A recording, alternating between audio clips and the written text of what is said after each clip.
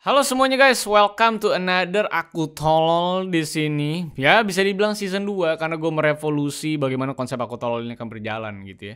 Hari ini gue akan ngebahas soal masalah percina-cinaan. Jadi lu kan tahu ya di seluruh dunia tuh ada Chinatown namanya pecinan ya. Jadi kalau wilayah di mana lu akan menemukan banyak orang Cina gitu ya, orang-orang keturunan Tionghoa. Terus produk-produknya juga Cina, ada sirip hiu gitu kan, ada macam-macam lah pokoknya ya. Nah, ada ternyata sebuah sejarah di mana kenapa sih Chinatown itu bentuknya harus pagoda, warna-warni, identik dengan lampion-lampion. Nah, ternyata di balik itu ada sejarah yang begitu gelapnya sampai ternyata Chinatown itu bisa seperti sekarang desainnya. Dan itu menarik banget buat gue bahas. Jadi gue akan bahas ke kalian Aku Tolol kali ini tentang Chinatown. Nah, tapi kan banyak banget nih orang-orang yang nanya sama gue gitu ya, kenapa pengen jadi storyteller. Dan kalau mau jadi storyteller tuh harus ikonik gitu kan. Dan kalau lihat banyak storyteller tuh yang kamarnya kan warna-warni dan lampu-lampu. Nah, ini sekarang gue nge-revamp yang namanya tempat gue syuting untuk Aku Tolol dengan banyak lampu-lampu di kanan kiri supaya vibe-nya lebih asik gitu kan, karena kan berbeda, tidak bermisteri gitu ya. Nah, kali ini video gue disponsori sama si Meval. Jadi Meval ini punya beberapa produk yang menurut gue cukup ikonik buat kalian para calon content creator, anak-anak selebgram, dan orang-orang yang baru mau terkenal gitu ya, dan pengen bikin ruangannya mungkin romantis supaya kalau pacar tuh terkesan intim gitu ya, atau suami istri kalian gitu ya, jadi supaya ada romantiknya. Nah, ada beberapa produk yang menurut gue cukup menarik. Ada LED motion sensor, dimana ini lampu nih bisa nyala sendiri kalau misalnya gerak. Jadi kalau misalnya lo masuk kamar itu tiba-tiba lampunya bisa nyala sendiri, dan kalau lo keluar itu juga bisa mati sendiri. Jadi kan enak banget ya dan efisien banget buat namanya penggunaan lampu, irit listrik dan segala macamnya juga. Nah, yang kedua ada LED Photo Sensor Pro. Dimana kan kita punya dilema kadang-kadang kalau kita anak-anak muda tuh biasanya nggak punya pembantu, nggak punya ART gitu kan. Jadi ribet untuk nyala matiin lampu. Apalagi kalau misalnya kita kerja pagi pulangnya malam dan lampu rumah belum nyala. Nah, dengan si LED Photo Sensor Pro ini enak banget. Karena saat matahari terbit dia akan otomatis mati sendiri, dan setelah matahari itu sudah mulai terbenam dia langsung akan nyala sendiri. Jadi membuat rumah lu tetap aktif sehingga bakal jadi lebih aman karena merasa bahwa di rumah itu ada orang gitu. Jadi orang-orang jahat ini tidak akan bisa mengira kita ada di rumah atau tidak gitu ya. Nah, terakhir gue ada satu produk lagi, itu ada LED Magic Bulb, dimana ini lampu tuh bisa digunakan saat lu lagi berkebutuhan darurat. Misalnya listrik di rumah lu mati, ini lampu akan langsung otomatis menyala. Jadi rumah lu bisa terang lagi dan tidak gelap gitu. Nah, tapi ada satu lagi yang paling unik, adalah WiFi Smart Bulb LED. Dimana ini yang paling diingin lah sama seluruh anak-anak muda yang mau jadi selebgram, storyteller, youtuber, dan segala macamnya. Karena di belakang gua, ini lampu bisa kita ganti-ganti warna, keterangannya, putihnya mau kayak apa. Yang bisa kita gonta-ganti melalui Tuya Smart App ini yang ada di HP. Jadi gampang banget caranya, tinggal lo puter-puter nih kan. Nih, tuh dia akan berganti warnanya di belakang gua. Lo bisa lihat kan, ganti-ganti kan, iya kan? Iya kan? Nah gitu. Jadi kalau misalnya mau jadi selebgram, youtuber, pengen punya ambience yang beda-beda sesuai dengan karakter warna lu bisa pakai si ini nih, namanya WiFi Smart Bulb LED. Nah, intinya kenapa harus pilih Meval.id atau produknya Meval? Karena pasti harganya lebih murah dibanding yang lain, dan selain lebih murah, tapi juga listrik atau pengguna listriknya juga jauh lebih hemat. Jadi daripada pakai yang mahal-mahal, wattnya tinggi-tinggi, mending Meval aja. Harganya lebih affordable dan reasonable, dan pemakaian listriknya juga jauh lebih efisien. Jadi jangan lupa belinya Meval aja. Deskripsinya semua ada di bawah. Tapi daripada gue bacot-bacot, gue punya giveaway buat lu pada, supaya lu tuh langsung bisa yang namanya ngedapetin ini produk semua yang gue kasih tahu dari tadi kepada lu semua. Dimana caranya gampang banget, tinggal subscribe gue di Detektif Aldo, terus lu bisa ke Instagram, terus follow yang namanya meval.id, sama Instagram pribadi gue di @rivaldosantosa. Lalu di meval.id itu ada postingan Wheels of Fortune-nya. Nah, itu bisa lo capture lalu lo repost di Instagram lo, terus jangan lupa pakai hashtag Meval Giveaway dan tag 3 temen lo.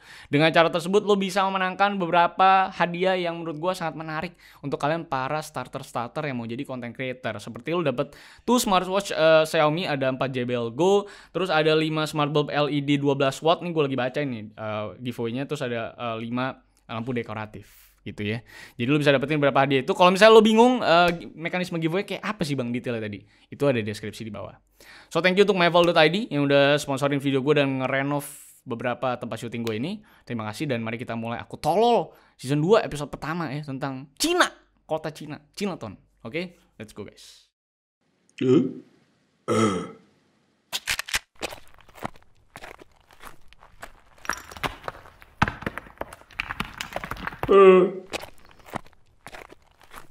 I lost myself. I waited still.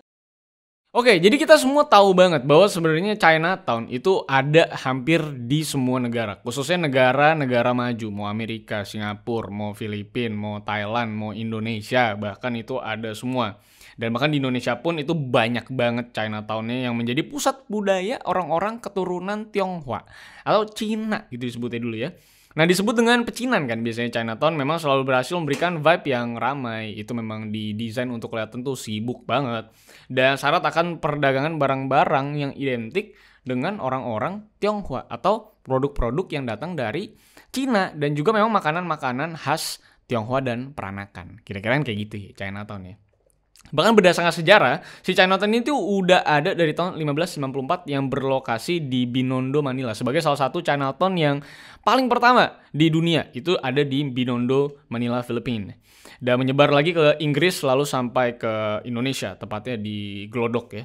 Jakarta yang muncul di tahun 1740 saat pemerintahan Belanda pada saat itu mengkhususkan Glodok sebagai wilayah orang-orang berketurunan Tionghoa maupun orang-orang yang datang dari Cina agar bisa dilokalisasi dan bisa diawasi oleh pemerintah Belanda pada saat itu. Supaya terpisah juga dengan kaum pribumi pada saat itu ya.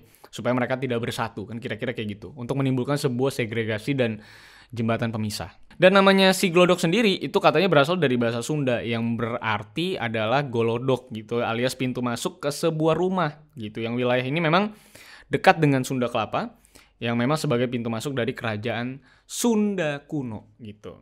Jadi sini kita tahu betul bahwa akhirnya Chinatown itu melebur menjadi satu bersama dengan negara-negara yang mereka tinggali atau mereka singgahi gitu kan. Chinatown sendiri berdiri di beberapa negara besar dan bahkan banyak banget juga karena memang pada masanya Cina itu jadi satu negara yang punya perdagangan yang sangat besar dan strategis dan orangnya tuh banyak banget. Jadi memang akhirnya ya banyak orang Cina yang akhirnya percaya bahwa mereka bisa mendapatkan rezeki yang lebih besar lagi di negara lain. Makanya akhirnya mereka berpindahlah ke negara-negara lain dan tinggal di sana.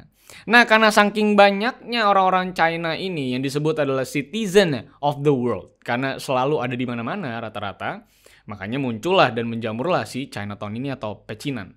Yang menjadi sebuah tempat lokalisasi untuk mereka yang berkebangsaan Cina atau berketurunan Cina atau hybrid Cina juga dengan penduduk lokal untuk memang bisa lebih mudah untuk diawasi sama pengawas.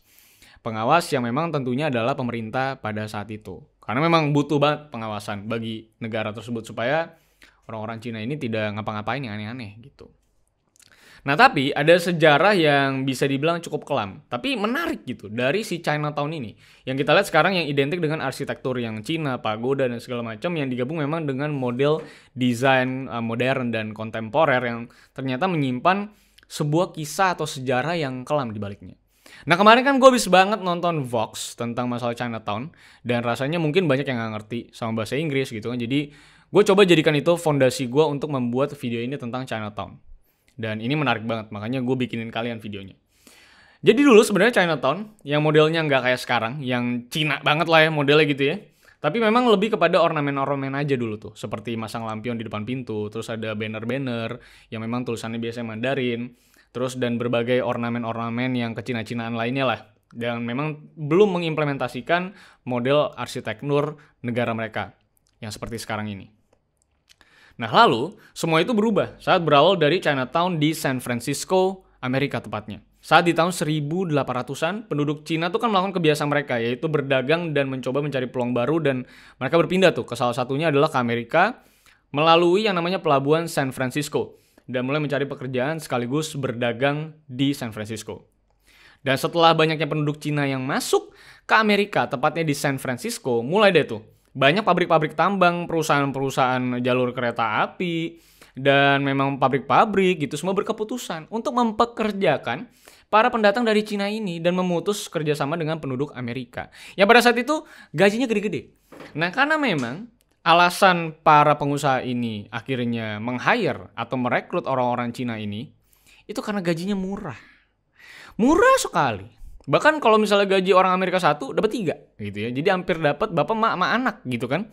Jadi akhirnya para pengusaha ini bilang bahwa lebih efisien kalau gue mempekerjakan orang Cina dibanding orang lokal karena harganya lebih murah. Jadi gue bisa maximize profit perusahaan gue. Kira-kira kayak gitu.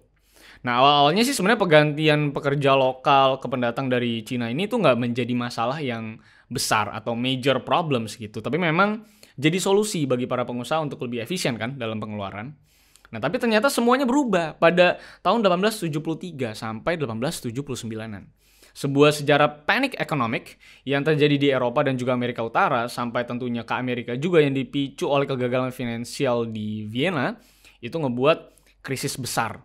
Dan krisis besar inilah penduduk Cina ini banyak disalahkan oleh penduduk Amerika karena dirasa mengambil pekerjaan dari penduduk lokal. Kira-kira itu intriknya. Membutuhkan sebuah kambing hitam gitu ya.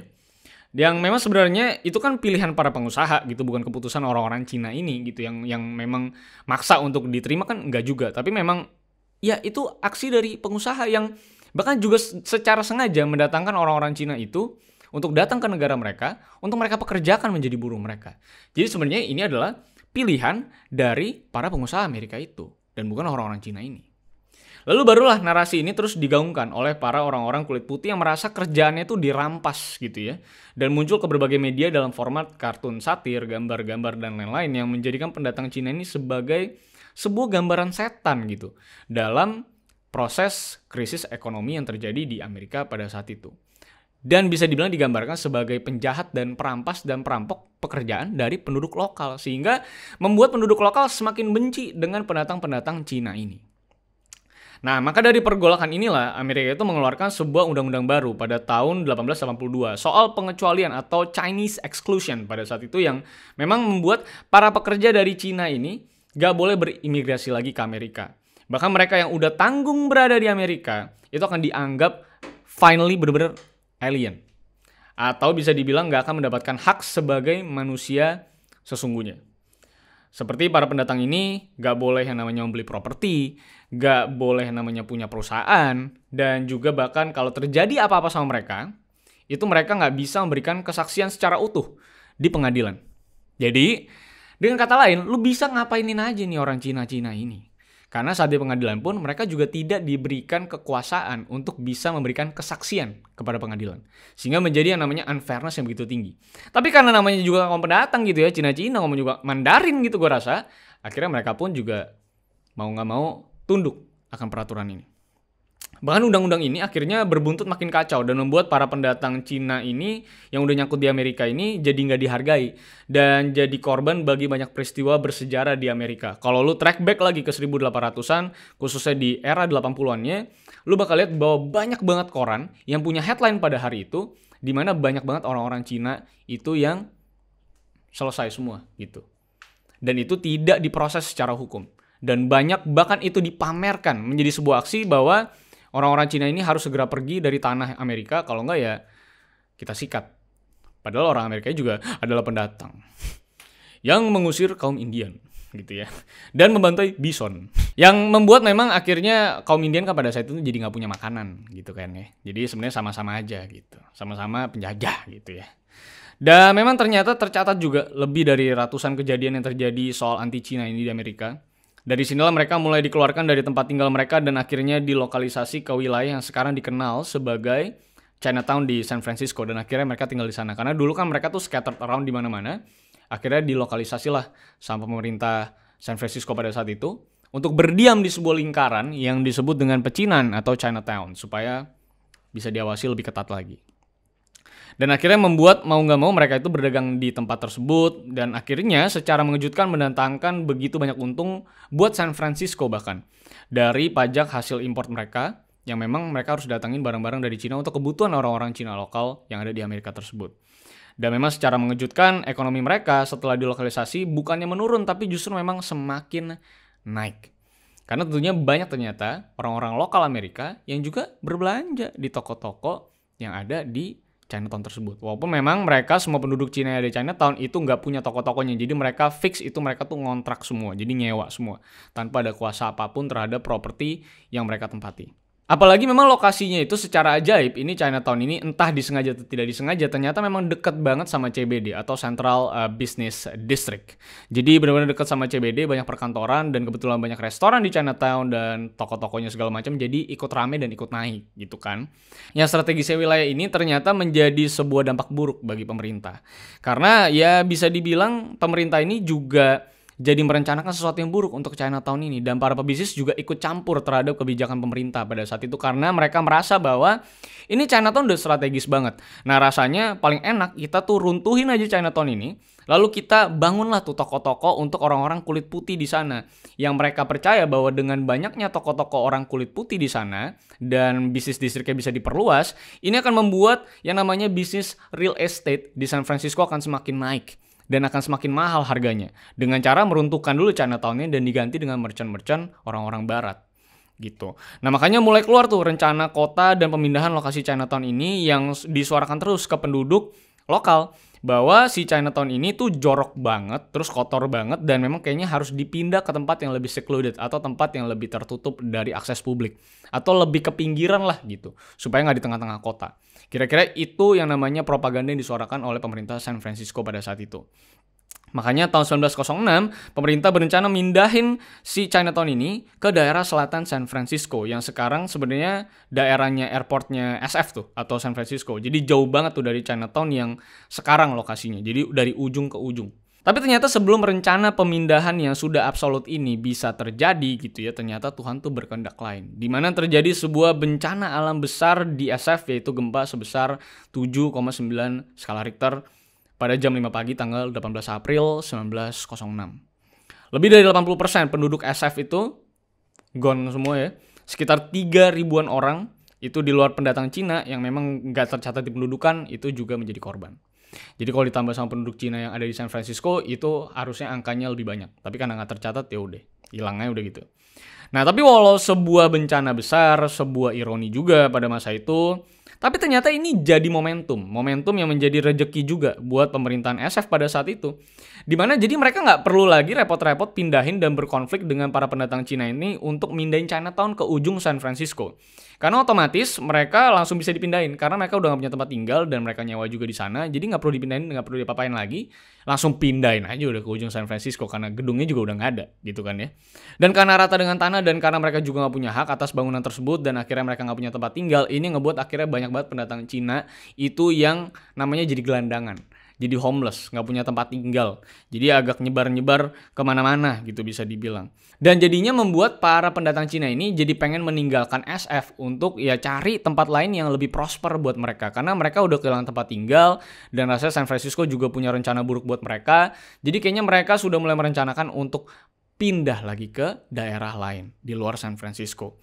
Bahkan pada saat itu, Seattle dan LA yang sudah mendengar rencana bahwa banyak banget orang pendatang Cina yang mau pindah dari San Francisco, ini menawarkan untuk bisa menampung si Chinatown ini untuk ada di kota mereka.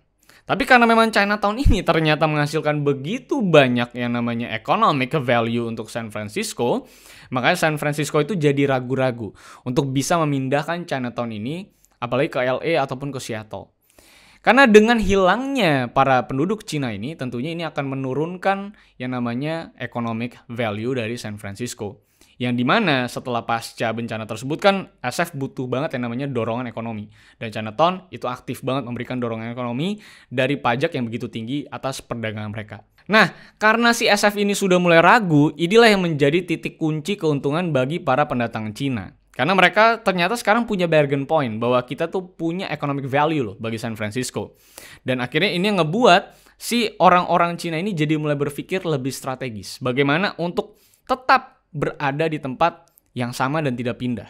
Dan juga tidak dipindahkan ke ujung San Francisco. Maka dari itu si Luc Tin Eli yang seorang pedagang Cina Amerika keturunan itu membuat sebuah strategi yang menurut gue cukup strategis dan cukup cerdas dilakukan sama para pedagang Cina ini. Di mana memang dia punya rencana untuk tidak memindahkan Chinatown ini kemana-mana. Dan karena SF sudah kalah dalam posisi yang lagi butuh duit juga dan tahu bahwa Chinatown itu menghasilkan banyak uang untuk kota tersebut, maka dari itu pemerintah akhirnya membatalkan rencana pemindahan atau relokasi dari Chinatown ini. Dan memberikan izin kepada si Luc Tin Eli ini untuk membangun kembali Chinatown di tempat yang sama. Lalu Luc Tin Eli ini menyewa beberapa arsitek kulit putih untuk membantu membangun Chinatown versi perspektif mereka sebagai kulit putih. Jadi arsiteknya juga arsitek-arsitek bule semua, barat semua. Dan tujuan Luc Tin Eli ini juga ingin Chinatown ini nggak lagi dipandang sebagai wilayah yang kotor, melainkan jadi wilayah yang menyenangkan dan bahkan juga bisa jadi landmark bagi San Francisco dan tentunya dengan rencana nggak bakal mudah dipindahin lagi nantinya di kedepan harinya karena itu udah jadi sebuah landmark. Dan pastinya bakal banyak publik yang tidak suka untuk landmark tersebut dipindahkan. Maka dari itu terbentuklah si Chinatown yang sepertinya kita lihat sekarang dan menjadi sebuah bangunan format bagi para pendatang Cina di seluruh Amerika dan negara lainnya. Kalau mereka bikin Chinatown, pasti modelnya warna-warni seperti yang ada di San Francisco. Yang menjadi sebuah statement juga bagi komunitas mereka bahwa mereka bermanfaat buat komunitas walaupun mereka berbeda secara kependudukan. Dimana ternyata semua sejarah kelam di balik arsitektur Chinatown ini sebenarnya nggak pernah hilang dari Amerika dan beberapa negara lainnya saat mereka lagi kesel aja gitu sama orang-orang keturunan China dan akhirnya melakukan racism. Dan lu bisa lihat bahwa banyak banget aksi-aksi orang-orang barat yang bisa dibilang melecehkan orang-orang Asia yang lagi jalan-jalan, strolling around, bahkan ada yang suka live stream sambil jalan-jalan itu kadang suka dinodai dan dinistai sama orang-orang bule karena respect orang-orang bule terhadap keturunan China atau bisa dibilang keturunan Tionghoa ataupun Asia itu selalu sangat-sangat rendah gitu. Kira-kira gitu ya. Apalagi ya kalau misal lu tahu di beberapa waktu lalu sebelum awal-awal pandemi ini Amerika tuh percaya gitu bahwa virus itu datang dari Chinatown karena Chinatown itu Cina dan virusnya itu datang dari Cina dan mereka percaya bahwa Chinatown tersebut adalah asal di mana virus tersebut menyebar di Amerika dan itu menurut gue irasional abis gitu ya. Tapi setidaknya sekarang Chinatown mampu menarik secara ekonomik maupun tourism yang membuat mereka lebih kuat dan jadi punya hak yang cukup sama dengan penduduk asli walaupun mereka adalah penduduk keturunan. So itu aja yang bisa gue sampaikan di Aku Tolol yang bisa dibilang formatnya terbaru karena gue akan lebih menceritakan full semuanya. Mungkin agak terkesan lebih panjang. Tapi itu yang pengen gue sampaikan karena kalau gue compile lebih banyak informasi, gue jadi nggak bisa memberikan detailnya lebih detail. Jadi lo kayak mesti bikin extra effort untuk ngerti seluruh konteksnya. Tapi dengan gue ngebikinin lo satu narasi panjang seperti ini, gue berharap lo bisa langsung mengerti seluruhnya dan konteksnya udah paham. Dan jadi kalau misalnya lo mau melanjutkan riset atau ketertarikan lo terhadap sejarah Chinatown, jadi lo udah punya dasar pondasi kecil sedikit dari gue supaya kalian bisa tertarik mungkin.